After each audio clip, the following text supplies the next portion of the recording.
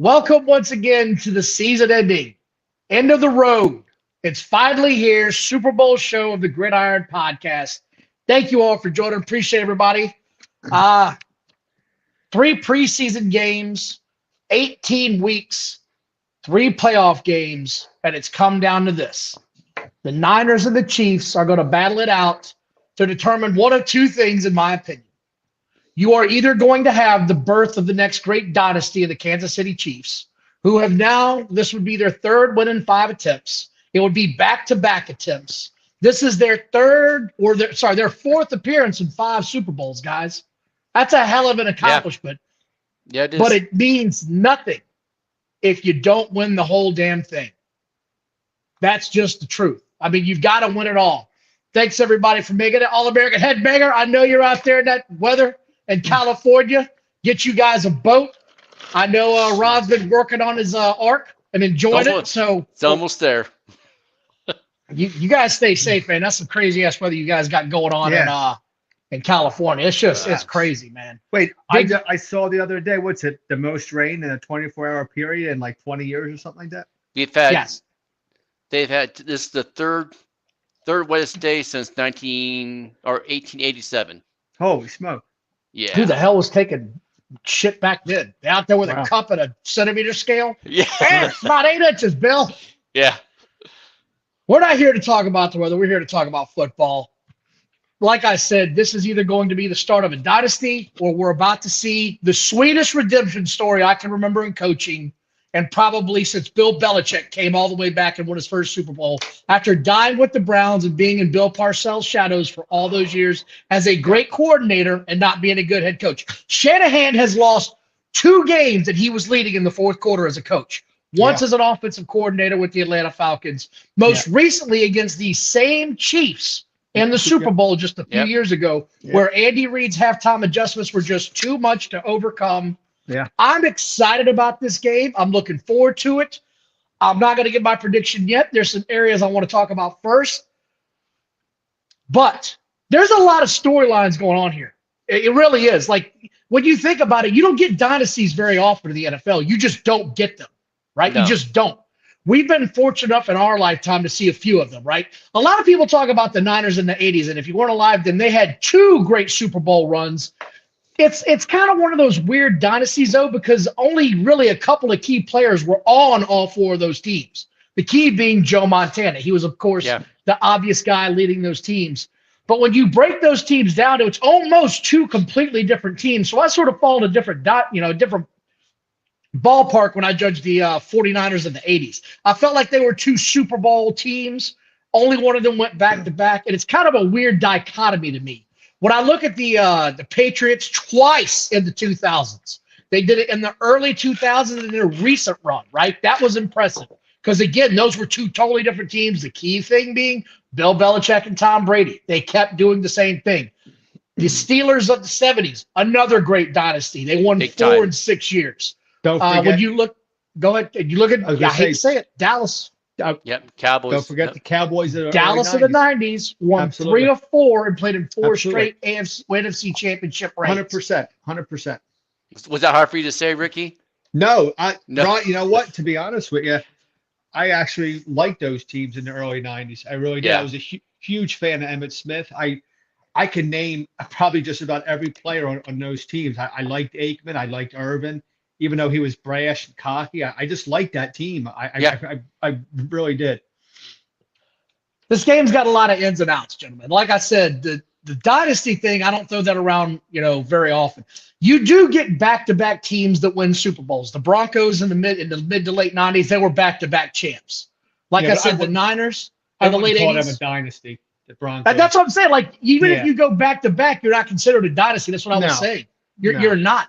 If the Chiefs don't win this game, they go down in the lore of, I don't even know how to describe it, of the really great team of that area, but they just weren't quite a dynasty, right? Am I wrong in that regard? Ron, what do you think? I mean, are we on that cusp right now? Yeah, we're on that cusp.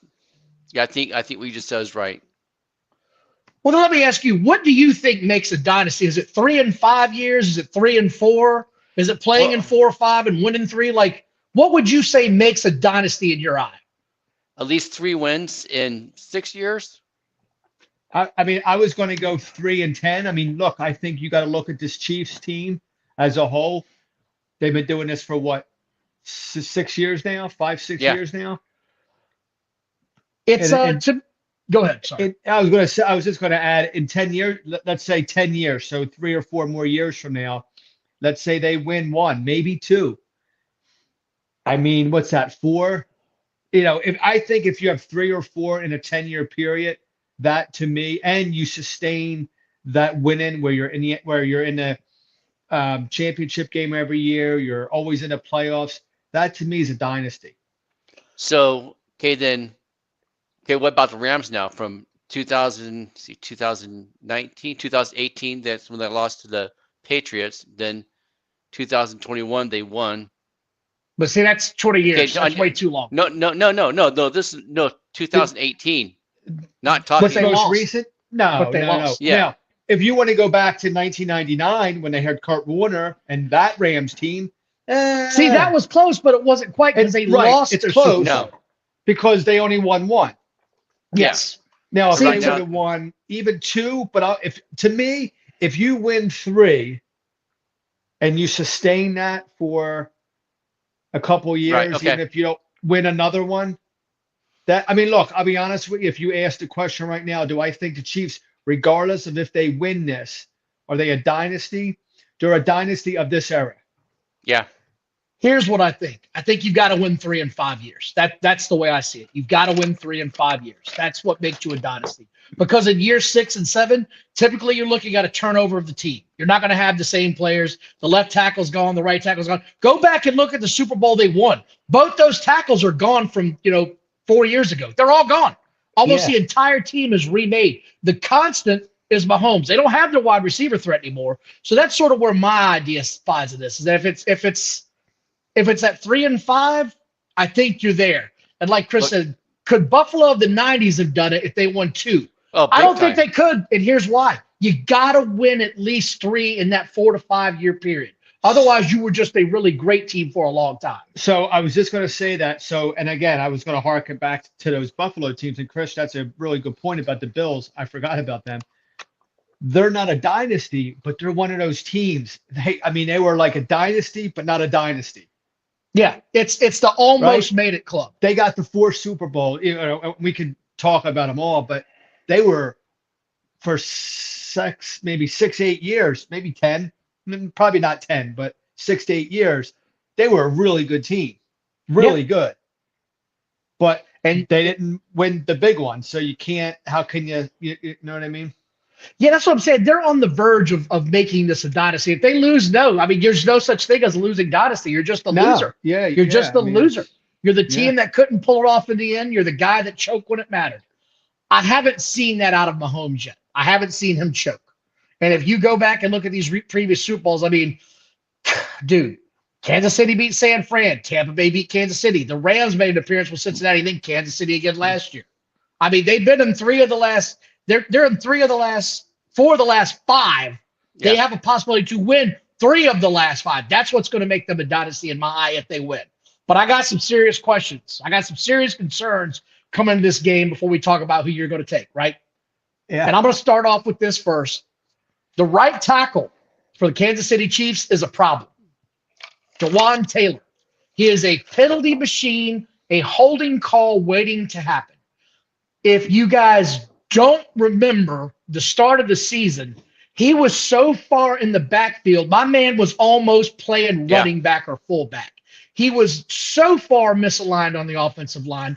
And he does that. He does that because he's so afraid of the get off of the guy across from him, because he's not a particularly great pass blocker, in all honesty. If you saw him in Jacksonville, it still blows my mind he got such a big contract coming to Kansas City. He is a holding machine, and that matchup against Nick Bosa, if I am Shanahan, I am targeting that blitz zone as much as I possibly can in this game to get Bosa one-on-one with that right tackle. That is the matchup that should be a huge concern. This is what the San Francisco 49ers need to target on defense. This is what the Kansas City Chiefs need to really be curious about, man. Like, hey, can we actually block this guy with this right tackle? Are we going to have to use one of our other weapons to block this guy throughout the game? And if they're blitzing, then you've got to use that running back to do it as well. Because you're gonna have to double team Bosa. Ricky, what do you think about that first part? That's what I'm thinking, breaking down wise. Well, if we're talking about advantages and disadvantages right now, that's a huge advantage for San Fran, especially with Bosa coming from that end. I think what's going to mitigate a lot of that is just what you said. I think the Chiefs running back, in particular Isaiah Pacheco, is going to have to pick that up. And I think what is also going to mitigate that is Patrick Mahomes' ability to escape the blitz and to escape that kind of pressure coming from Bosa. But I do think Bosa is going to have a huge impact on this game. But he's going against Mahomes, who has the escapability of David Copperfield. Yeah. He has escapability, but if you notice, he hasn't really taken off as much as he did early in his career. Right? Like, I think the hits are starting to – I think the hits, because he's getting close to 30, are starting to slow down. Like, man, I don't want to take that shot again. And like All-American Headbanger said, Ron. Watch the refs because they actually got to call the holding, which he's right. That's a great point. Yeah, that's a great point. Who brought that point up, Ronnie? All-American Headbanger. That's a great point. It is. Eben's already saying Chiefs all day, so we're going to get into it. I can't wait. Go ahead, Ron. Well, another thing, too, is I believe it's the right guard, Tunney. I believe he's out of the game, so he can't even help double team. Yeah, they got Trey Smith in now. I think they've had Trey Smith in. Tootie, though, is the left guard. He's questionable right now. Yeah, he's questionable. And I'll then tell we you have what, though. Oh, Ronnie, go ahead. I'm sorry. and Kansas City doesn't have like if they went to 12 position, the two tight ends and stuff, they don't really have a good tight end big enough to help in that spot. You mean they don't have a tight end that's a true blocking tight end that can really just grind up? And you're right, though. Most of their tight ends are pass-catching tight ends. They really fundamentally use that in their offense. I mean, when you're looking at their tight end, it's Kelsey, Noah Gray, who is another, he's a faster tight end. He gets down the gaps a lot quicker. Blake Bell, you haven't seen a whole lot of for good reason. No. He really is just that extra H-back to block at the goal line, but he's not particularly savvy on blocking. So this is a huge concern for me. I know it's been said all year, but Taylor is a serious issue right now for them. He really is. He has been all season. There was another point of contention that I thought about. Humphrey and the low snaps, they got to get that sorted out. I know we talked about that some in the AFC Championship game. He was throwing a whole lot of dirt at Mahomes back there because he was so worried about getting up to block the blitzing linebackers because, hey, look, Baltimore will send a blitz in a minute. They're not afraid to get after you, man. They're just not. Humphrey is one of the better centers in the league. If he starts doing them dirt snaps against this team, I think we're going to see a different outcome because Bosa's going to be able to he's going to see, look, if Bosa can get that inside edge on Taylor, he's going to take that inside edge. It's that little bit of extra time when you get a good snap that you can set in the pocket and set the pocket so the right tackle can block on the outside coming in, right? And that guard can pick up the blitzer on the inside coming in. That's my concern as far as the offensive line for the Chiefs. I've got some concerns. They got beat up against the Ravens. Let's not forget this. They got worked over. They got manhandled. They really did get bullied. They didn't score a single point in the second half against the Baltimore Ravens. That is a concern for me because the Ravens secondary locked down everything they had across the middle and over the top. Yeah. I'll be curious to see San Fran's defensive philosophy. I wonder if they're just going to bring 4 and apply all kind of pressure with 4, or if they're going to play, more of a zone. I'll be really curious to see if they constantly blitz, because then if you blitz Mahomes, he really knows how to pick it up. And the biggest weapon is Kelsey. Once he picks up that blitz, he hits him on the hot route all the time. So I'll be really curious to see how San Francisco handles that. Ron, got anything to add on some of this? No, I don't think 49ers, you can't really compare 49ers defense to the Niners defense, especially the secondary. Well, secondary is not locked down. I want to get to that. I want to get to that. Secondary. I want to get to that. A So- lot of people. Go ahead. Sorry. There's a reason. And there's a reason. And I think like with Humphrey saying, was that more of the? I know it's the defense, yes, but is it more? Was it some of the weather condition too? Do you think? Maybe. So, But and they're playing indoors, and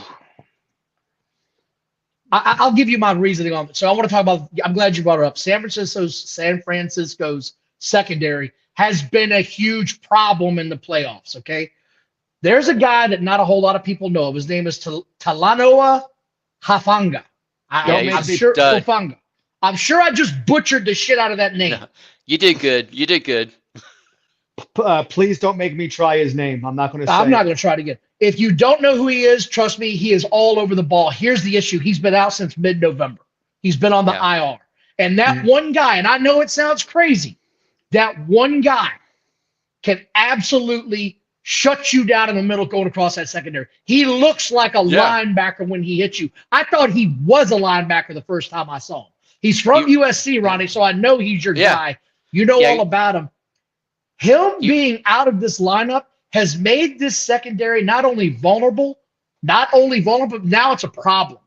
Now it is a lose-lose situation if they cannot get in the backfield right away. All-American Headbanger wants to know, is he in the embassy in AEW? No, he's not one of those guys. He's not one of those guys. Good guess. He damn sure has the he has it. Jonathan Siegel said, I butchered his last name like I butchered Judy in my backyard. Look, it's hard to say his name, pal. I mean, I got a lot of bodies back there. But this is a problem, man. Like their secondary, when you look at their secondary in San Francisco, they got rookies in that secondary playing right now because they have to. And that's a concern when you have to have rookies in your secondary against a guy like Mahomes that can pick you apart. The Ravens were able to back off and play zone with they've got an all-pro safety back there that they could use across the middle on those wide receivers they're afraid to get hit. This is a huge concern for me in the 49ers backfield. They have been picked on this whole postseason. This isn't just one. This has been the whole postseason. That secondary has looked like ass. Ron, I know you're out on the West Coast. What have you heard? What have you seen out there? Yeah, Tua Funalonga, I'll just try to say that. Tua Funalonga. Tua Funalonga. The one. He's like a Troy Polamalu. He's a thumper and he's a ball hawk, and that's one thing they're missing too. So if somebody come across the middle, he would not be afraid to thump them and let them know don't come across the middle. Yeah, and that's one of the things they're missing. And I think that's just where the strong suit for Kansas City, especially with Rice, can get back through the middle. He's not afraid to go to the middle. Neither is Kelsey. So that's gonna be the strong suit for Kansas City. That's the bad suit for the Niners. They're not. They have trouble doing that. Agreed, Ricky. Yeah, I think that's a great point. I was going to say there. One thing that Kansas City is great at, especially Kelsey and Mahomes finding him, is he finds the soft spots in the defense. He finds the soft spots in the zone. It doesn't matter if it's matchup or what, or if they're playing zone or not. Somehow San Francisco has to mitigate that. They cannot allow Kelsey, Rice, or whoever it is to find those soft spots, because Mahomes will pick them apart all day long, all game long. So on your point, they have to play physical. I think they have to bump them at the line. They can't allow them to hit those soft spots. And I think that's the defensive strategy that San Fran needs to have. They have to play physical the whole game. They cannot allow Kansas City to find those openings, because Mahomes will just tear them apart. Yeah, I think go ahead, Ron. I'm sorry. Yeah, you figure either probably Fred Warner or Jimmy Ward's going to be on Kelsey. Yep. You know. So if that's the case, that opens up the middle even more. Yeah. Well, I was just going to add. I think if you're Kansas City, you gotta tell yourself, okay, they're probably going to try and take Kelsey away. Now, who's going to step up? Right? Is it going to be Rice? Is it going to be somebody else? That's what I was going to say. Yeah, go ahead, Donnie. There's two guys that you got to take away from Kansas City in that passing game. Rice and Kelsey. That's it. They don't have anybody else right now. They just don't. Not consistently. You might get beat 1 out of every 5 throws to these other guys, but Rice and Kelsey are the guys they got to concentrate on. I'm double teaming those guys all day. I am not letting them loose to the secondary. It's not going to happen. I'm playing jam tight man coverage if I'm San Francisco, and I got 2 safeties dropping over the top to make sure if my cornerback gets beaten, I don't have to worry about anything over the top. The other issue that I'm having that I want to talk about, San Francisco's been getting run on early in this playoff run. They've been getting run all over. In Kansas City, by God, if you've been watching at all, they want to run the ball on you. They don't want to just throw it all over you. So those little linebackers for the Niners, they haven't really been stepping in those holes. Now, the last game in the second half, they started firing off like rocket shots, but it took them a whole half before they decided we got to start run blitzing with our linebackers and fill in the gaps. And if you're going to cover Kelsey and you're going to have to run blitz as well, we might have a problem here for San Francisco. And one thing to keep an eye out too, just on the passing part too, is Jared McKinnon he's coming off the IR. So if he's healthy and he's in, he's a receiving machine. Yeah. And he could be a big time X factor in the game. Siegel says if San Francisco has Kadarius on the field, you don't have to cover him, just double everybody else. Yeah. Well, you know what? That's actually a great point by Siegel, and I was going to bring that up. I don't know if you necessarily do have to double cover Tony until he proves. Not Tony. I'm talking about Rice. Yeah. Rice. Oh, I'm sorry. Pardon me. Yeah. Well, I don't know if you have to double cover him either. Look, I mean, I would. But you can't double 2 guys. You can. You can't. Listen, and here's why. Because you have Patrick Mahomes, and he'll exploit that, and he will destroy them if they do that. Look, I watched what the Ravens did. They played jam man coverage and pressed the absolute hell out of those wide receivers. They pressed the hell out of them, and they kept the zone safeties. They dropped 1 in the box to cover Kelsey the whole game, and they dropped 1 deep to cover fly zones. You have to have physical D-backs, and you have to have physical D-backs who can play like that at the line, and you have to be able to jam the wide receivers. Can San Francisco do that? Just with Jimmy Ward. I think Jimmy Ward's yeah. Coach Zaxby's making a run in, folks. Zaxby's checking everybody. Anyway. Hey, Coach. There is another issue that I've got with San Francisco. Brock Purdy has looked like dog ass for most of these games. He just has. You cannot come out in the Super Bowl against Mahomes and the Kansas City Chiefs and start as flat as he has almost this entire postseason run. I know Purdy is the internet darling. People love him. Guys, he hasn't looked very good in the playoffs. Now, He made enough plays to win, but he hasn't made enough plays early to make his team feel comfortable with him. That's just how I'm seeing it right now. He has been so slow to start. He has been so slow to get his guys involved. It's almost painful to watch a couple times because he almost threw a couple of picks. Like, it was close. It was one of those games you're like, man, is he getting close to throwing a pick here? And I agree, All-American. He's been good when you got to have it. But the problem is that this is the Chiefs. You got to have it all game. You can't have a late game screw up. Look at Lamar Jackson. He had 1 big game screw up, and that was the game. That was it. His wide receiver made 1 big game screw up. That was the end. They had 2 mistakes the whole game and they couldn't overcome their defense shutting out the Chiefs for an entire half because they just kept pressing and pressing. And Kansas, we've talked about it all year. Kansas City's defense is one hell of a defense. They are great. They are great. They're not all-time great, but they're one of the best I've seen since the 2015 Broncos. Well, they're underrated too. Very underrated. Very underrated. And they're just well coached. They're always in position. They're not out of position. They always scheme right. It's hard to name one standout guy, but that's what makes that defense so good. It's like every guy is the same player. Like, you know what I mean? They're always in the right spot. They always create stuff. And like I said, they're just well coached.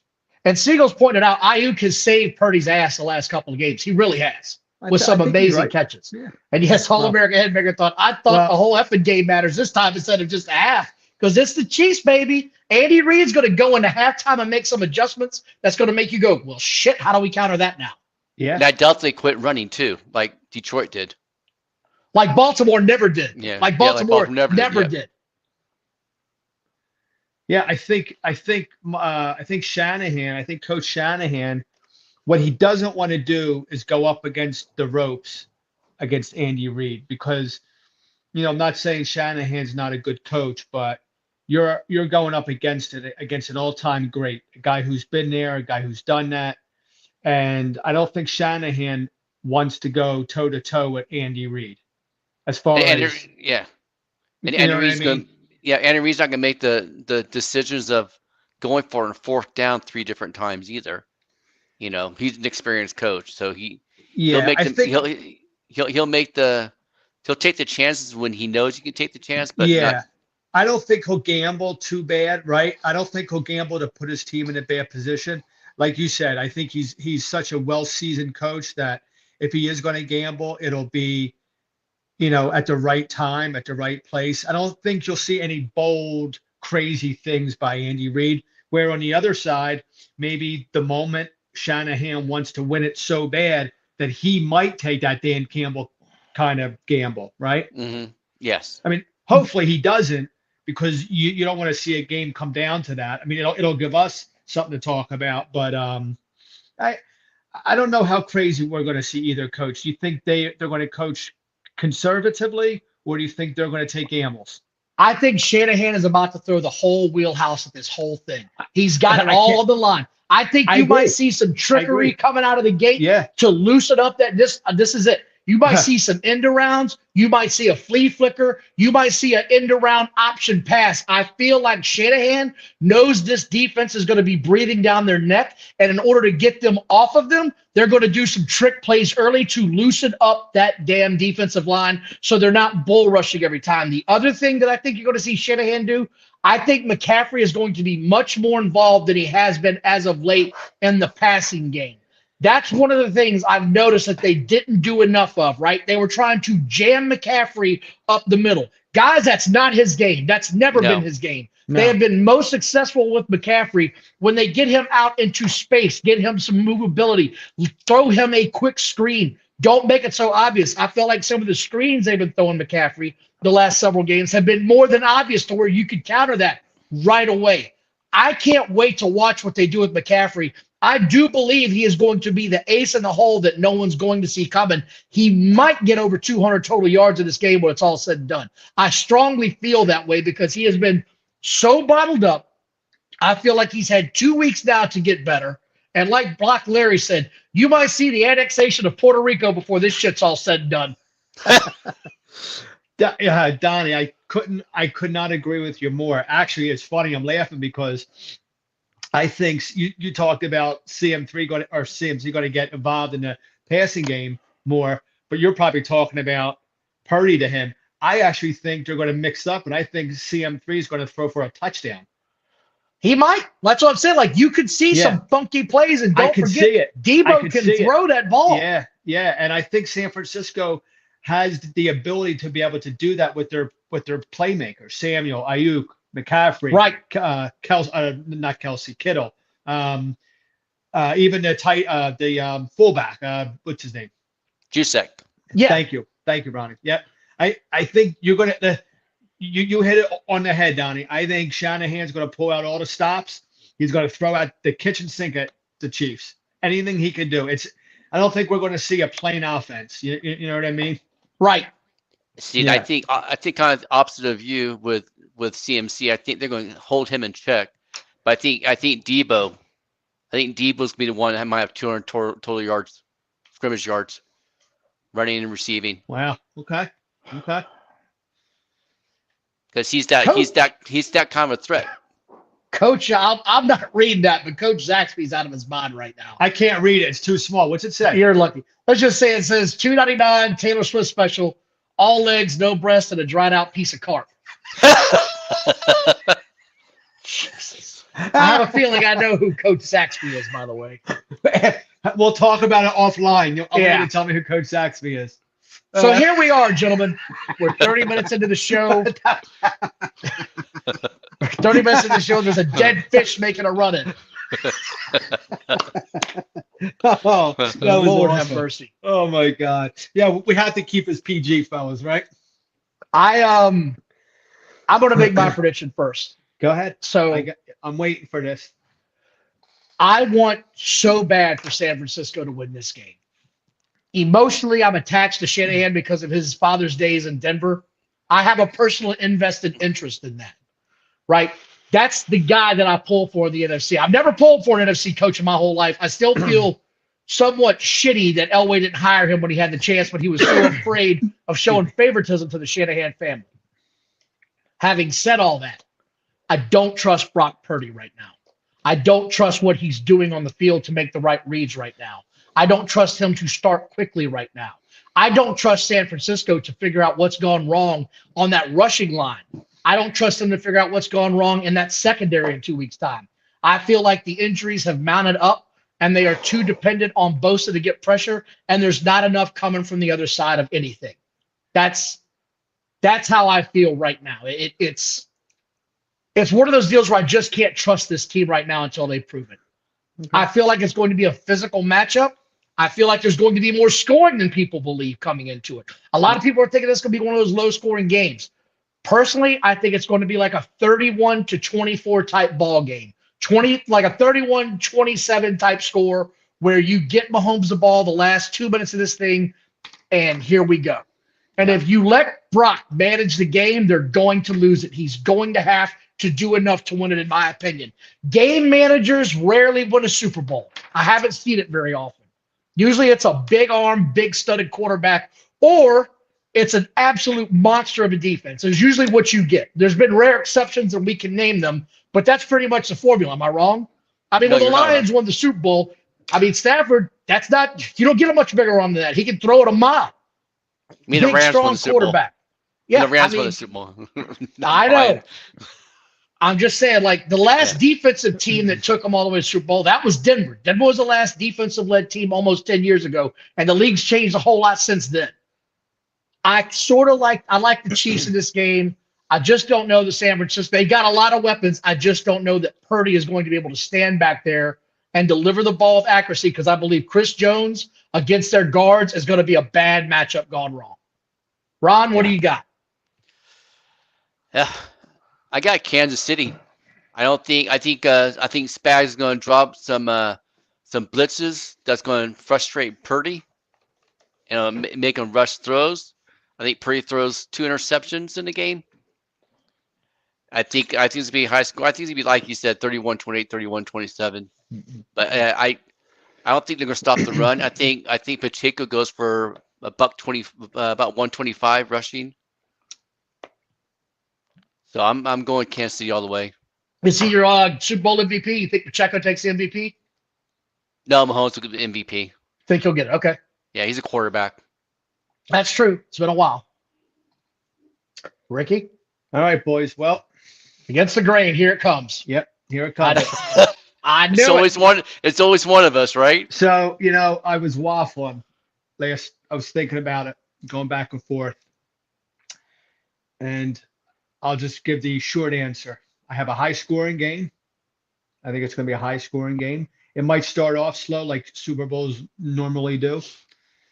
But at the end of the day, I think Brock Purdy leads the San Francisco 49ers to a 38-31 victory. Holy shit, you're going way high. Over the Chiefs. Higher than a giraffe's ass. Yeah, and I think that Purdy ends up walking away with the MVP when he throws for 340 yards and 4 touchdowns. Damn. And I think Deebo Samuel has the game-winning touchdown somehow, either on a pass or an end around or something like that. I think it ends on something like that. Dan, if they lose, I very well might dance a jig to a Taylor Swift song. I very well might. We would love to see God that. knows. No, you wouldn't. Trust me. No one wants to see that. No one. I do. I am looking forward to this. Let me ask you guys something. Are you guys having a Super Bowl party? Are you going anywhere? What are you guys doing?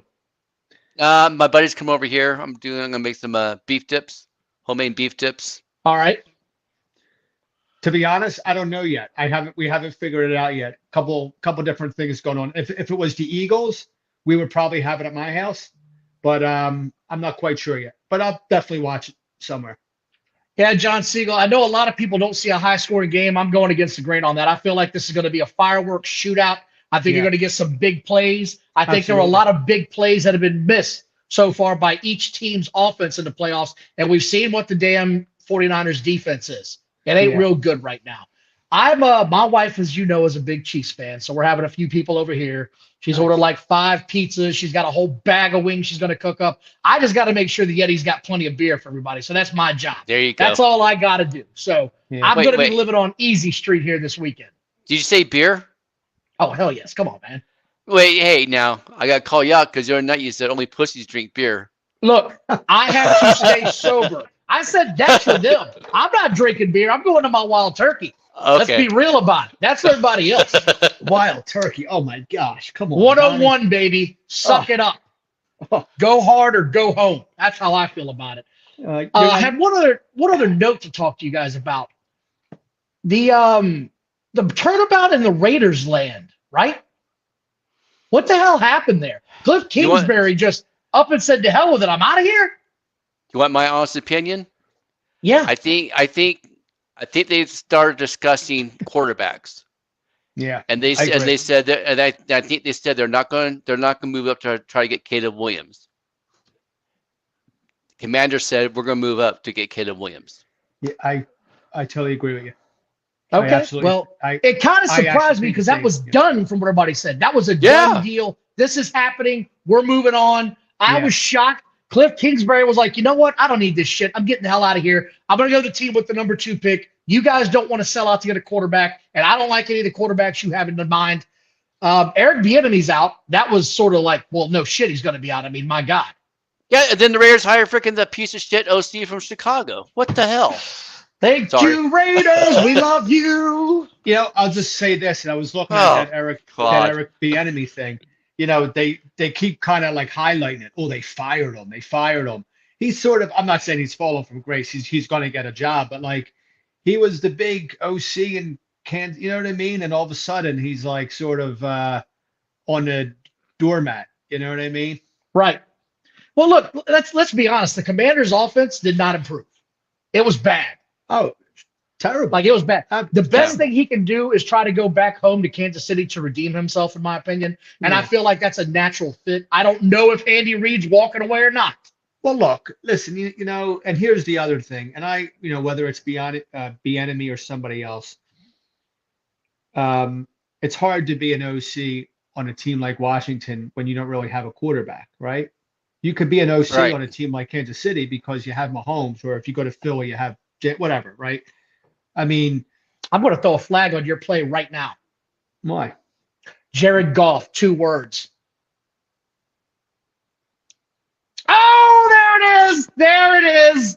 There it is. That, sir, is an offensive coordinator when you get that kind of a year out of Jared Goff. That was amazing. And then he told them, no, I'm not coming, because I believe the asking price was $12 million is what I had read. He wanted Yeah. 12 mil for a brand new coach. So that's it. Oh shit. Even says I know. Andy Reid's going to ride that Mahomes trade until the damn wheels fall off. We Yeah. shall see. Yeah. We shall see. So looking forward to it. I don't know if you guys saw the Senior Bowl this past weekend. I East did not. West I was- Shrine Bowl and Senior I Bowl. did not. I was busy. I'm this going to weekend. say this now. Every year I do this to myself, and I'm going to stop. I get myself so excited about the Senior Bowl every damn year. And every year it's the same damn game. They drop it down to the running back over and over and over again. You get maybe 2 big plays this whole damn game. The rest of it is nothing but checkdowns. They throw the quarterbacks out there fast so you can figure out who the hell's playing. I'm done with it. I'm done. I'm done.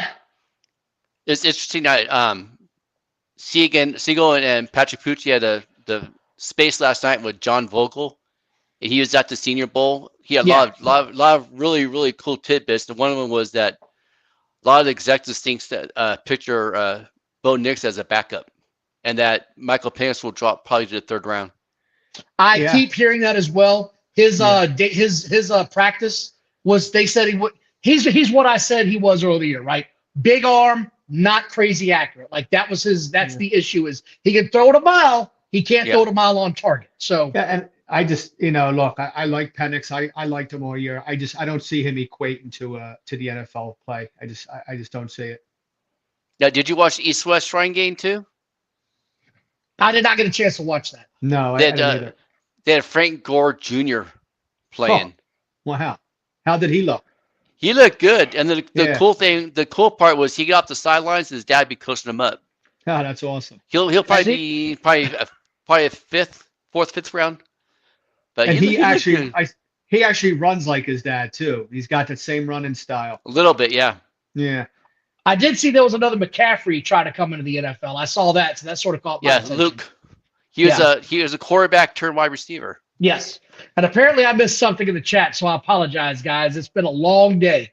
But I'm looking forward to Super Bowl. I want to thank everybody for joining us tonight. Please like and subscribe to the show. Please like and subscribe to Brand. We really appreciate the support. It's been a fun year. I look forward to doing our recap show, maybe a little bit of free agency preview on the next show if you guys feel like it. You guys got anything else? No, man, just enjoy. Be safe out there where you guys are at and enjoy. Have a good week.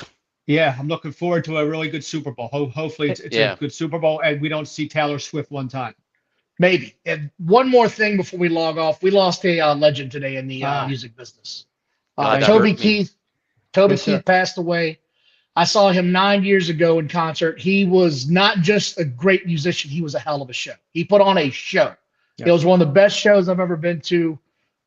Rest in peace, man. I know God's got you home now, and you can start strumming that guitar and pulling for your students from heaven. So, yeah. Lots of good memories with him. We used to go. Yeah. My wife used to work for a radio station. She used to be in charge of a party bus, and a lot of big concerts down at the outdoor theater down the Rancho Cucamonga area. So lots of fond memories, man. Yeah. The concert I attended, out of nowhere, he bust out Stranglehold in the middle of the show, and I was like, "What is that?" Oh, that's awesome, man! Got you on a stranglehold, baby! I was like, awesome. "That's Toby Keith rocking." Whole crowd. Ah! But you know what? Most country artists do that. Not the ones I've seen. George Strait sat his ass up there and strummed and didn't move. That's George Strait. He just stands and plays. Alan Jackson strummed and didn't move anywhere. You thought he was in concrete.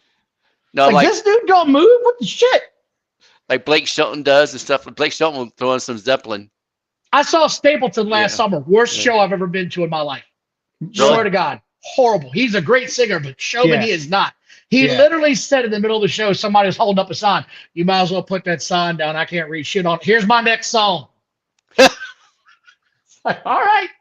Well, let's go get some Taco Bell. This sucks. All right. Thanks, everybody. Have a good night. Thank you, gentlemen. Bye, brothers. See you. Bye.